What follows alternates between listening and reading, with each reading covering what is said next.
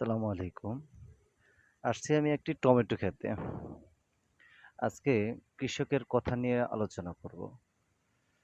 যে কৃষক প্রতিনিয়তই ধরা খায়। কেন ধরা খায়?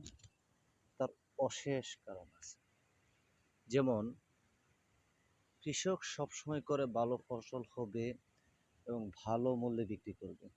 দুঃখের বিষয় কি জানেন? এই কৃষক সঠিক সময়ে সঠিক ফসল উৎপাদন করতে পারে না। যেমন এখন টমেটো গাছে ধরে আছে, এই টমেটোটা বিক্রি হতে হতে বর্তমান বাজার মূল্য আছে এখন 10 টাকা 15 টাকা, বিক্রি হতে হতে সর্বোচ্চ 20 টাকা গিয়ে পৌঁছাবে। উৎপাদন খরচের সাথে ব্যয়ের মূল্যটা অনেক বেশি। তো কৃষক বাঁচলেই বাঁচবে দেশ। ধন্যবাদ সবাইকে।